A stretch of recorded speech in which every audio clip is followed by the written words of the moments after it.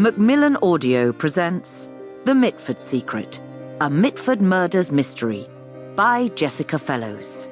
Narrated for you by Rachel Atkins.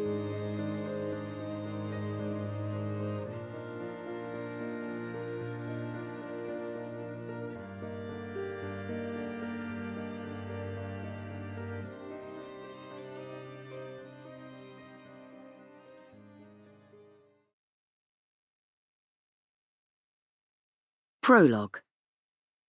17th of April, 1941.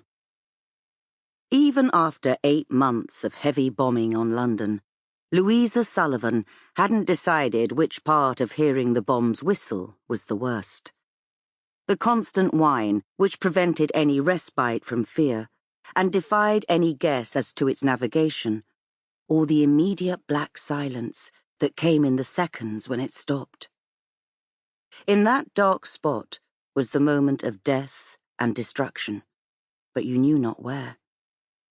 Sometimes it seemed as if it had happened to you, only you weren't aware yet, because pain travels more slowly than the speed of sound. You waited, breath held, to discover whether you were alive.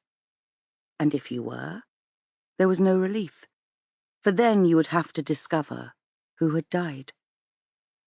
Of this one thing you could be certain. Someone was now dead who had been alive only seconds before. One saving grace of being down in the London Underground, as Louisa and her 5-year-old daughter Maisie were, most nights, sleeping on the platform at Hammersmith, was that you couldn't hear the bombs as loudly. Guy, Maisie's father, was rarely with them, as he was out at every opportunity, working all the shifts given to him and any extras he could take, as a private for the Home Guard. He and Louisa argued frequently about the fact that Maisie had not been evacuated. He saw it as the safest option for their only child, but Louisa could not bear to give her up to an unknown family in an unknown part of the country. Some children had been brought back to London during the phony war, and she had heard 1 or 2 terrible stories of neglect which she could not dismiss. Guy would remind his wife, to no avail, that the vast majority had been well looked after. Lying on the concrete floor, her winter coat a paltry mattress, Louisa held Maisie to her a little tighter, breathing in the sweet smell of her freshly washed hair.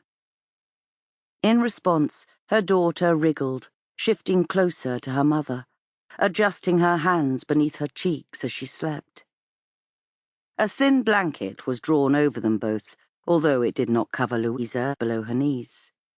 As she held her child, she thought about Deborah Mitford's wedding, due to happen in 2 days' time.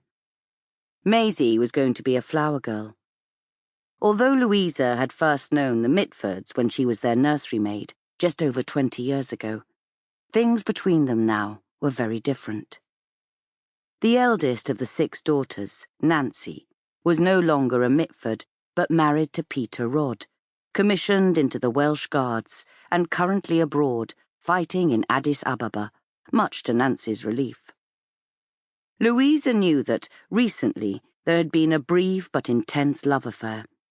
Even so, Nancy had thrown herself into war work with a fervour that few might have expected from the woman who claimed to work only so she could afford to take taxis rather than buses.